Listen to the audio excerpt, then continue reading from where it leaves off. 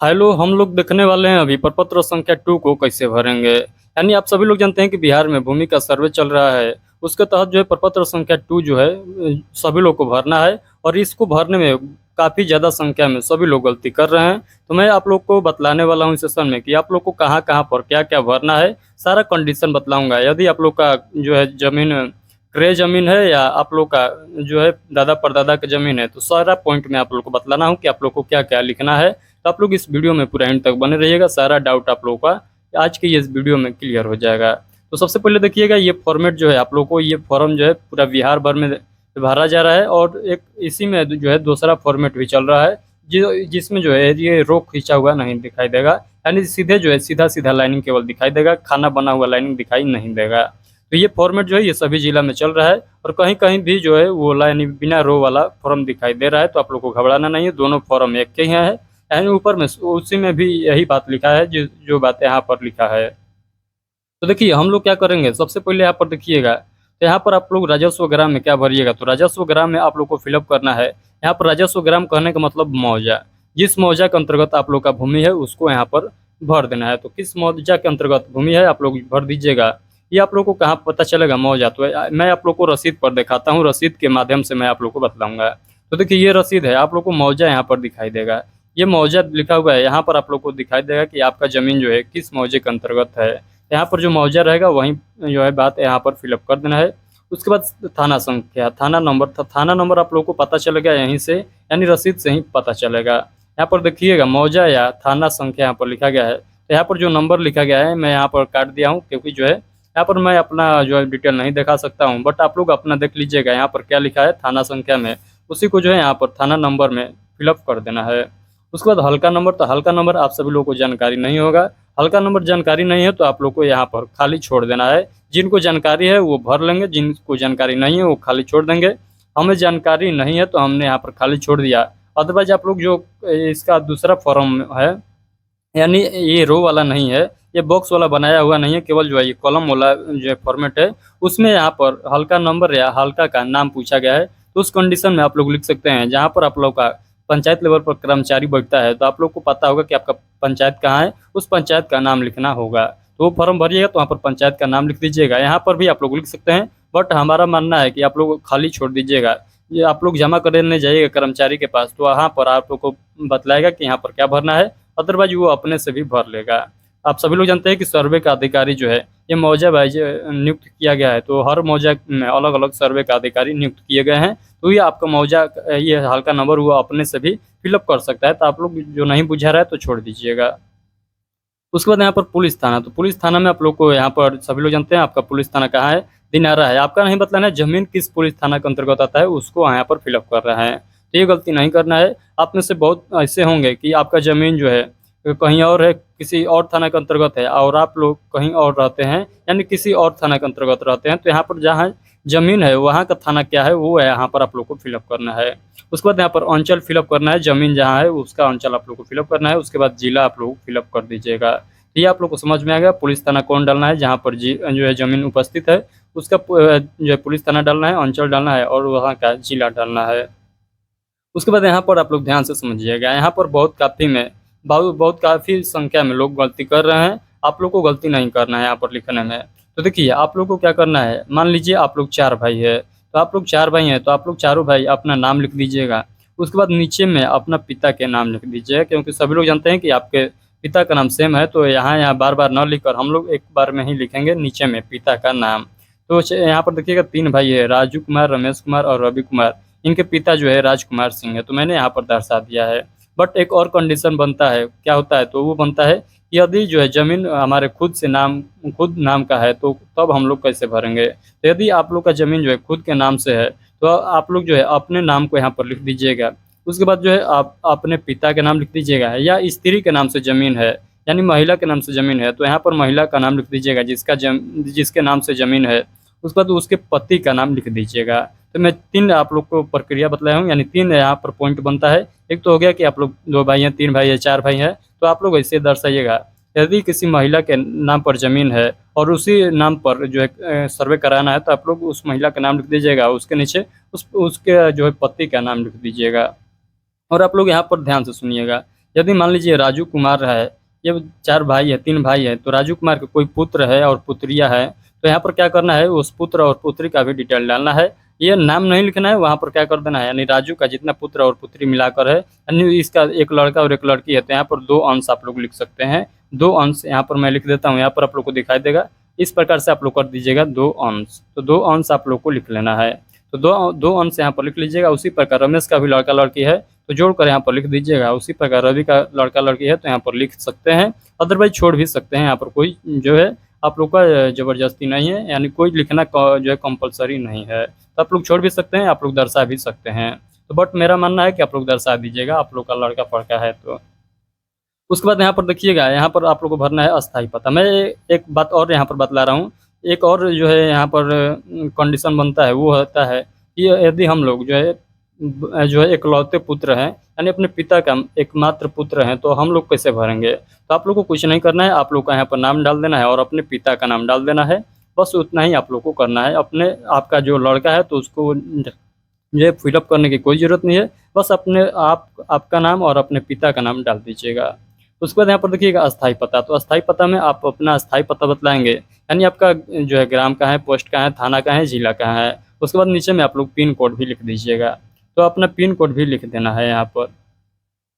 उसके बाद आप लोग को क्या करना है, उसके बाद यहाँ पर देखिएगा खाता संख्या। तो खाता यहाँ पर पूछा गया है, तो किस खाता के अंतर्गत आता है, तो खाता कहाँ से पता चलेगा, तो यहाँ पर रसीद पर देखिए। रसीद पर आप लोगों को खाता कहाँ पता चलेगा, तो यहाँ पर देखिए खाता संख्या लिखा है, यानी खाता संख्या 146 है। आप लोग अपने रसीद पर देखिएगा, जिस रसीद का ये फॉर्म भर रहे हैं उसी रसीद को आप लोग को लेकर फॉर्म फिलअप करना है। यहाँ पर खाता संख्या देखिएगा, खाता संख्या यहाँ पर फिलअप करना है। उसके बाद खेसरा नंबर मांग रहा है, तो खेसरा संख्या हम लोग कहाँ से पता करेंगे, तो खेसरा संख्या यहीं पर देखिए, यहाँ पर दिखाई दे रहा है। यानी आप लोग को रसीद लेकर ही फॉर्म को फिलअप करना है, तभी गलती से बच सकते हैं। नहीं तो आप लोग बार बार गलती करिएगा और बार बार फॉर्म को जो है दोबारा भरना पड़ेगा, तो ऐसा आप लोग नहीं करिएगा। उसके बाद यहाँ पर हम लोग जो है खाता संख्या देख लीजिए कहाँ कितना भरना है, और खसरा जो संख्या जो है हमने देख लिया कहाँ से भरना है। उसके बाद यहाँ पर रकबा एकड़ और डिसमिल में बतलाना है आप लोग को। तो जितना आप लोग का ज़मीन है एकड़ में है तो एकड़ लिख दीजिएगा, उसके बाद डिसमिल लिख दीजिएगा। ये नहीं कि आप लोग को एक ही बॉक्स में लिखना है, आप लोग पूरा यहाँ से यहाँ तक खाली है, आप लोग को पूरा यहाँ से यहाँ तक में दर्शा सकते हैं आपका जितना ज़मीन है। तो यहाँ पर मेरा 3 डिसमिल है, तो मैंने यहाँ पर 3 डिसमिल दर्शा दिया है। उसके बाद जो है अपने ज़मीन, यानी ये जो 3 डिसमिल ज़मीन है, इसके चौहद्दी के बारे में बतलाना है कि इसके उत्तर दिशा में कौन है, इसके दक्षिण दिशा में कौन है, उसके पूर्व दिशा में कौन है और इसके पश्चिम दिशा में कौन है। यानी अपने ज़मीन के जो ज़मीन का फॉर्म भर रहे हैं उस ज़मीन का चौहद्दी में बतलाना है कि कौन कौन किसका किसका जो है ज़मीन है, आपके चौहद्दी में बतलाना है। तो यहाँ पर उत्तर में आप लोग डैश करके यहाँ पर नीचे वाले बॉक्स में लिख लीजिएगा। उसी प्रकार दक्षिण लिखकर डैश देकर इसके नीचे लिख लीजिएगा। यदि मान लीजिए कि आपके ज़मीन के जो है चौहद्दी में यानी कोई दिशा में 2 से 3 व्यक्ति आ रहे हैं, तो आप लोग 2 से 3 व्यक्ति का नाम जो है वो करके जोड़ दीजिएगा। मान लीजिए रमेश एक आ रहे हैं और एक जो है कौन आ रहा है, तो एक आ रहा है राकेश। तो रमेश और राकेश यहाँ पर 2 व्यक्ति है पूरब दिशा में आपके ज़मीन में। तो आपके ज़मीन के पूरब दिशा में 2 व्यक्ति हैं, तो आप लोग रमेश वो लगा दीजिएगा दोनों के बीच, और जो है क्या कर दीजिएगा, तो रमेश व राकेश। तो रमेश व राकेश कहने का मतलब जो हो जाएगा आपके ज़मीन के पूरब दिशा में दो आदमी का ज़मीन है, एक रमेश और दूसरा राकेश का। तो इस प्रकार से आप लोग को लिख लेना है, इसमें आप लोग को घबराना नहीं है। उसके बाद यहाँ पर देखिएगा, यहाँ से ध्यान से बात समझिएगा। यहाँ पर पूछ रहे किस्म, यानी ज़मीन का किस्म, यानी किस टाइप का आपका ज़मीन है। तो ज़मीन का टाइप बतलाना है कि आपका ज़मीन जो है मकान वाला ज़मीन है या धनहर ज़मीन है, यानी प्रति यानी खेती वाला ज़मीन है। ये 2 कंडीशन है, आप लोग दोनों बतलाइएगा। मकान वाला होगा यानी घर बनाया हुआ ज़मीन होगा। मान लीजिए 3 डिसमिल जो है ये मेरा घर वाला ज़मीन है, तो हम लोग क्या लिखेंगे यहाँ पर, तो हम लिखेंगे मकान का ज़मीन है। यानी 3 डिसमिल है, 3 डिसमिल में मेरा मकान है, तो मैं यहाँ पर मकान वाला सेलेक्ट करूँगा। यदि आप लोग का धनहर ज़मीन है यानी खेती कर रहे हैं उस ज़मीन पर, तो आप लोग लिखिएगा ये धनहर ज़मीन है। तो कोई एक लिखना है, दोनों नहीं लिखना है। मैं आप लोगों को समझाने के लिए ये दोनों पॉइंट लिखे हैं। उसको देखिएगा यहाँ पर कह रहे हैं शेष को छोड़कर लगान, यानी शेष को ये कहाँ पता चलेगा, तो यहाँ पर भी बहुत संख्या में गड़बड़ कर रहे हैं। यहाँ पर बहुत सारे को तो बुझा ही नहीं रहा है कि क्या लिखना है यहाँ पर। तो यहाँ पर देखिए मैं आप लोगों को समझा रहा हूँ, पॉइंट से समझिएगा। यहाँ पर देखिए यहाँ पर क्या कर रहे हैं, शेष को छोड़कर लगान। तो शेष को छोड़कर लगान, तो यहाँ पर समझिएगा, यहाँ पर लगान है, तो यहाँ पर देखिएगा ये लगान है, और ये जो है यहाँ पर देखिएगा तो ये शेष लिखा हुआ है। तो इसको छोड़ना है, यानी शेष में जो परसेंटेज ले रहा है, जो अलग से जो आप लोग का प्रतिशत ले रहा है, टैक्स ले रहा है, तो इसको छोड़ देना है। किसको लिखना है? केवल लगान वाले जो है अमाउंट को लिखना है। तो लगान हम लोग देखेंगे कितना है, तो कुल वसूली लगान हम लोग देखेंगे 20 रुपये, यहाँ पर दिखाई दे रहा है 10 रुपये ये और 10 रुपये ये, तो 20 रुपये हम लोग लगान लिखेंगे। आप लोग अपने जो है रसीद पर चेक कर लीजिएगा कि आपका लगान कितना है। आप लोग को टोटल जो है जितना का रसीद कटा है उतना नहीं लिखना है, आप लोग को यहाँ पर साफ साफ लिखा हुआ है कि शेष को छोड़कर लगान यहाँ पर लिखना है। तो शेष को छोड़कर, तो हमने शेष को छोड़ दिया, ये शेष है, शेष जो है रुपया दिखा हुआ है उसमें, हम लोग केवल लगान वाला लिखेंगे। तो लगान जो है 20 रुपया है, तो मैंने क्या लिखा है यहाँ पर 20 रुपया लिख दिया। बट हम दूसरा ज़मीन का फॉर्म भर रहे हैं, तो ये वहाँ पर जो है 6.2 रुपया दिखा रहा था, तो हमने इसको यहीं पर भरा है। तो आप लोग जो है, आप लोग जितना दिखाएगा यहाँ पर, आप लोग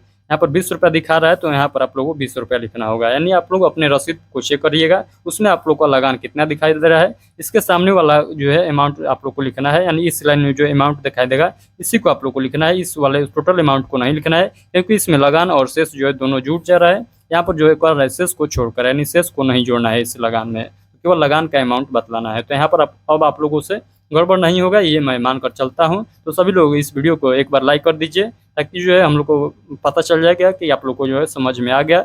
मेन पॉइंट जो है गड़बड़ होने वाला यही है, जमीन का किस्म और शेष को छोड़कर लगान आप लोग को भरने में दिक्कत आ रहा है, और मेन दिक्कत जो है यहाँ पर आ रहा है। बाकी सब जो है आप लोग ऑलमोस्ट सही सही भर रहे हैं, बट यहाँ पर जो है काफ़ी संख्या में गलती कर रहे हैं, तो इससे गलती आप लोग को नहीं करना है।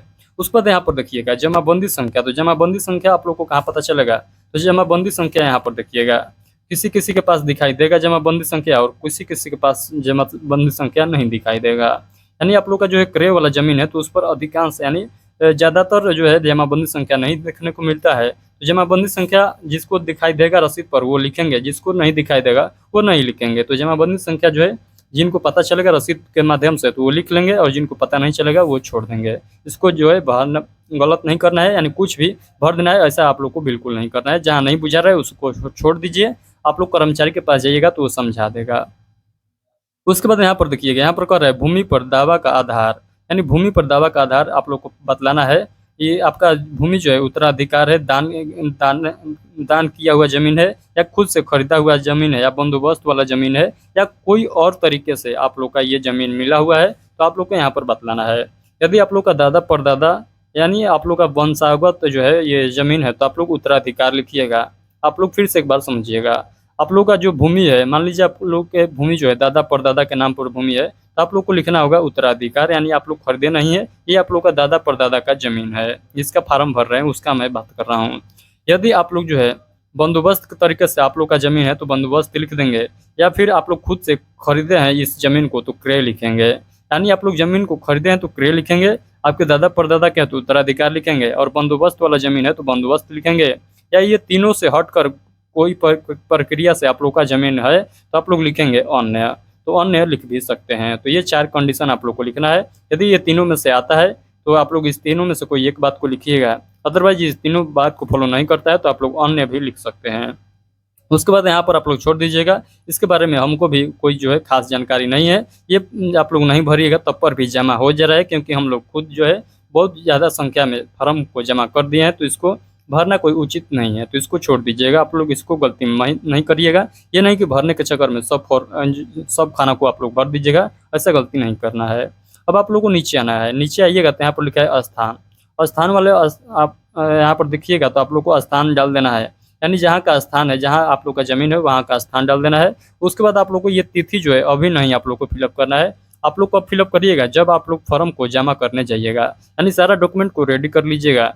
आपको लगेगा कि नहीं आज हम लोग जो है इसको जमा करने जाएंगे, तब आप लोग डेट चढ़ा सकते हैं। अदरवाइज मेरा मानना है कि आप लोग जब पहुंच जाइएगा ऑफिस पर जहां जमा करने जाना है, तब वहां पर आप लोग डेट चढ़ाइएगा। आप सभी लोग जानते हैं कि एक और प्रक्रिया है इसको जमा करने का, यानी जो है सर्वे कराने का। सर्वे पूरा फॉर्म भर कर डॉक्यूमेंट लगाकर आप लोग अपने से खुद से भी अपलोड कर सकते हैं सर्वे वाला वेबसाइट पर, तो आप लोग अपने से भी अपलोड कर सकते हैं, या साइबर कैफ के द्वारा भी आप लोग करा सकते हैं, और जो है ऑफलाइन भी आप लोग जमा कर सकते हैं। तो ऑफलाइन जाइएगा, ऑफिस पर पहुंचिएगा तब इस पर डेट डालिएगा, पहले डेट नहीं डालिएगा। उसके बाद यहाँ पर सिग्नेचर, तो रैयत का हस्ताक्षर, अंगूठे का निशान, मोबाइल नंबर एवं आधार संख्या आप लोगों से पूछा गया है। तो यहाँ पर सिग्नेचर देखिए, सिग्नेचर कैसे करना है आप लोग को। यदि आप लोग यहाँ पर 4 भाई हैं, चारों भाई का नाम यहाँ पर फिलअप है, तो चारों भाई का यहाँ पर सिग्नेचर चाहिए। मैं तीनों भाई का नाम लिखा हूँ तो तीनों भाई का यहाँ पर सिग्नेचर है। यहाँ पर एक व्यक्ति है तो एक व्यक्ति का सिग्नेचर होगा, 2 व्यक्ति है तो 2 व्यक्ति का सिग्नेचर होगा। यानी जितने व्यक्ति का यहाँ पर दर्शाया हो रहेगा उन सारे व्यक्ति का यहाँ पर सिग्नेचर चाहिए। उसके बाद इसी लाइन में पूछा गया है मोबाइल नंबर और आधार संख्या भी पूछा गया है। तो मोबाइल नंबर आप छोड़ भी सकते हैं, बट आधार संख्या जरूर डाल दीजिएगा, क्योंकि आधार संख्या आजकल जो है कंपलसरी हो गया है लगाना। तो यहाँ पर देखिएगा, यदि आप लोग 3 भाई हैं तो तीनों भाई को आधार कार्ड देना होगा। यहाँ पर तो नहीं हट सकता है, तो हम लोग जो है इसको साइड में लिख लेंगे, यानी जहाँ पर भी साइड दिखाई देगा इसी के अगल बगल लिखेंगे। ये नहीं कि आधार संख्या यहाँ पूछा है तो यहाँ पर आप लोग लिख दीजिएगा, ऐसा गलती नहीं करना है, यानी इसी के अगल बगल आप लोग को लिख देना है। यहाँ पर पहले आप लोग को हेडलाइन लगा देना है, यानी हेडिंग लगा देना है कि आधार संख्या मैं लिख रहा हूँ यहाँ पर। तो उसके बाद एक नंबर देकर लिखिएगा, एक का आधार कार्ड लिख दीजिएगा, उसके बाद इसके नाम लिख दीजिएगा। उसके बाद दूसरा का आधार कार्ड लिखिएगा और जिसका आधार कार्ड रहेगा उसका नाम लिख दीजिएगा। उसी प्रकार आप लोग तीसरा का आधार कार्ड लिखिएगा और उसका नाम लिख दीजिएगा, पता चलेगा कि किसका आधार संख्या है, तभी जो है आप लोग को लिंक कर देगा ज़मीन से। तो इसी प्रकार से आप लोग को लिखना है। तो आई होप कि आप लोग को पूरा समझ में आ गया होगा। मैं कहूँगा कि जो यहाँ पर नाम आप सीक्वेंस में लिखे हैं वहीं सिग्नेचर भी यहाँ पर सीक्वेंस में होना चाहिए और वही सीक्वेंस जो है यहाँ पर होना चाहिए। नहीं तो आप सभी लोग जानते हैं कि सरकारी कर्मचारी जो होता है ये इतना गौर नहीं करता है, उल्टा पुल्टा चढ़ा देता है। तो आप लोग जो है बाद में आप लोग को परेशानी बढ़ जाएगा। तो आप लोग को जो है अपने से सतर्क से फार्म को भरना है। तो मैं आप लोग को पूरा स्टेप बाय स्टेप बतलाया हूँ। यहाँ पर आप लोग ज़्यादा कन्फ्यूज होते हैं, यहाँ पर तो आप लोग को मैं पूरा डिटेल से बतला दिया हूँ, पूरा आप लोग को रसीद दिखा कर बतलाया हूँ। तो अब जो है आप लोग को डाउट नहीं रहा होगा। जिन को अभी भी डाउट लगता है आप लोग पूछ सकते हैं कमेंट बॉक्स में, मैं आप लोग को सारा डाउट क्लियर कर दूंगा। हो सकता है दोबारा भी ये फॉर्म को फिलअप करने में सिखाऊंगा आप लोग को, उसमें और बेहतरीन तरीके से बतला सकता हूँ। तो जिनको समझ में नहीं आया होगा पूछिएगा, मैं दोबारा से ज़रूर बतलाऊँगा। चलिए आज के लिए इतना ही रखते हैं। यदि आप लोग चाहते हैं कि बिहार में जो है भूमि सर्वे चल रहा है इससे रिलेटेड छोटी बड़ी खबर सबसे पहले आप तक पहुंचता रहे, तो हमारे ये चैनल को सब्सक्राइब कर लीजिएगा। इस चैनल पर आप लोग को रसीद काटना से लेकर यानी जितना भी भूमि सर्वे से रिलेटेड जो है प्रक्रिया है सारा एक एक करके मैं बतलाने वाला हूँ। तो आप लोग घबराइए नहीं, हमारे चैनल को सब्सक्राइब करिए और जितना वीडियो आ रहा है सारा वीडियो देखते जाइए। आप लोग को एक भी डाउट क्लियर नहीं जो है डाउट नहीं बचेगा, सारे डाउट को क्लियर कर देंगे। आप लोग बस बने रहिएगा इस चैनल पर। तो चलिए आज के लिए इतना ही, मिलते हैं आप लोग को वंशावली वाले फॉर्मेट में। यानी आप सभी लोग जानते हैं कि बहुत सारे कैंडिडेट को क्या करना है कि इसमें जो है वंशावली भी भरना है, यानी इसके साथ साथ वंशावली भी लगाना है। ये तो फॉर्म जो है सभी को भरना है, ये तो सभी के लिए है, बट वंशावली वाले के लिए मैं अलग से एक वीडियो ला दूंगा, तो उसको भी आप लोग देख लीजिएगा जिनको वंशावली वाला फॉर्म को भरना है। तो चलिए आज के लिए इतना ही, मिलते हैं अगले सेशन में। तब तक के लिए आप सभी को take care, thank you, bye bye. और एक प्यारा सा कमेंट करके सभी लोग बताइएगा कि आज का ये फॉर्म भरने का तरीका जो है आप लोग को समझ में आया कि नहीं आया। चलिए बहुत बहुत धन्यवाद।